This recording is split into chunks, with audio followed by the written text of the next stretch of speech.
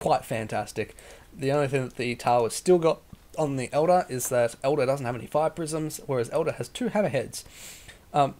What, did I just say Tau doesn't have any fire prisms? Eldar doesn't have any fire prisms, Tau has 2 hammerheads. So this building's going to go down, but Barrack's going down here. Tal might be able to pester on if he retreats and just defends and pushes up here, knowing that the Eldar army is just over here. He could do that, but it doesn't seem like he's going to do that. I think perhaps the Tal has given up by now. Anyway, mistakes that they made. I'm just going to sip my cup of tea that has cemented itself to my desk. Mistakes that the Tal made were simply that devilfish thing, where the devilfish jumped in and it blew up and he lost half his force completely near this. Because by that stage, the Eldar had made a lot of mistakes. He was playing tactically brilliantly and strategically brilliantly. However, his choice of army perhaps was probably the strategical asset that he probably required to completely counter the Tal army, which he didn't really fulfill. Simply because he went with Dark Reaper, 3 times Ranger, and then a Warp Spider squad. I disagree with the Warp Spider squad.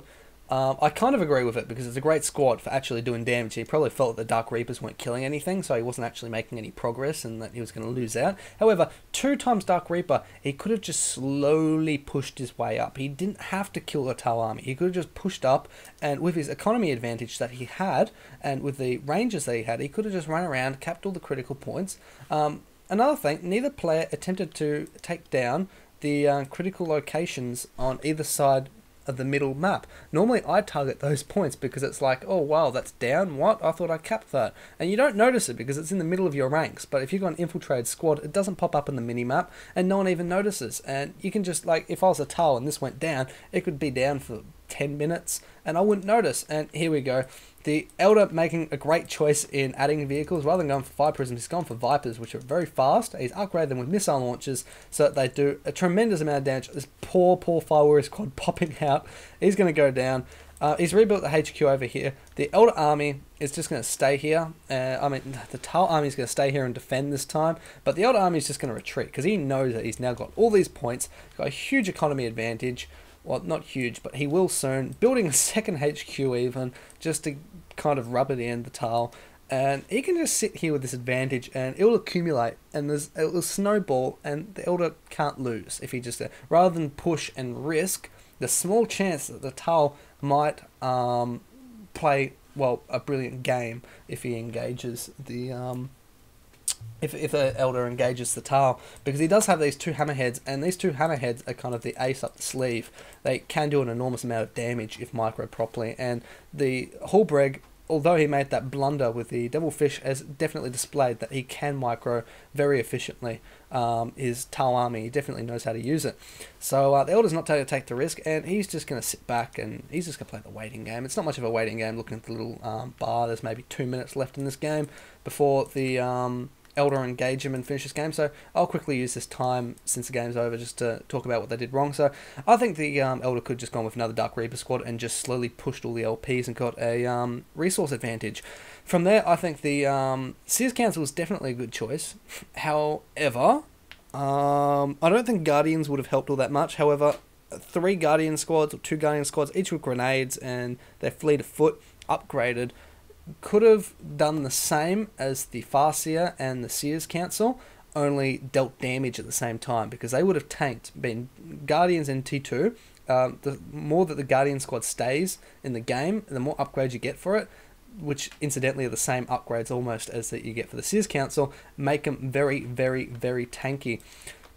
So if he'd just gone for the Guardians, he could have had the Haywire grenades and the Entangle, and he would have probably dealt a lot more damage at the same time as tanking, and he already had the Dark Reapers to tank and the Farseer, so I don't think he really needed the Sears Council, though it wasn't a bad choice. It was just, I think he could have made a better choice. He never went with Harlequin. I would have gone with Harlequin just because, as Eldar, I would have gone with Harlequin just because there were so many infantry squads on the field, but he probably felt unsure. No one really uses Harlequin all that much. I don't know why. It's a brilliant unit, but everyone just kind of feels, well, we haven't seen Harlequin dominate all that much. brilliant missile barrage goes down, but the Eldar runs back just in the nick of time, doing a little bit of damage. If he had aimed slightly back, that would have been fantastic. I don't know why the Tal's pushing in this case. I think he's just given up, and he's like, alright, I'm just going to be a man and make a last stand. So he's just going to keep pushing, but here, this is what I was talking about with the vehicles, just sitting at the front and soaking up the damage. Tal never made any real dedicated anti-vehicle until he got the Hammerhead and Sky Ray. So this is what Eldar could have done. Just sat there and used the Dark Reaper's range just to stand behind them so that any auto attacks won't hit them. And if the Tal decided to actually focus fire those Dark Reapers, it would mean that he would have to move closer and he wouldn't be getting the, well, the benefits of attack move, which is that every unit moves just within range, so thus maximizing or minimizing your losses from range combat. But he's just slowly moved up, and the Tal's done exactly, the Eldar's done exactly what he should have done earlier, and he's just sat back and said, hey, I'm not moving. And even if the Tal had some Kroot and jumped in, he could have just moved back and let that Falcon just keep targeting those Kroot, whittle them down, and then just stop and fire as soon as the Kroot are far away from the Fire Warriors, and don't have the benefits of the Fire Warriors covering them and doing the damage at the same time. And there's the GG. Tal gives up. Great game, guys. Really well played, as Yaoquizque kind of points out there. It was a fantastic game by Tal and Eldar, and we'll definitely be having Hallbregg in many more games, as well as Yaoquizque, simply because he can play just about any race, and he pulls off an entertaining game every time. So, great games, well played. Thanks everyone for listening, and look forward to my next VOD. Bye-bye.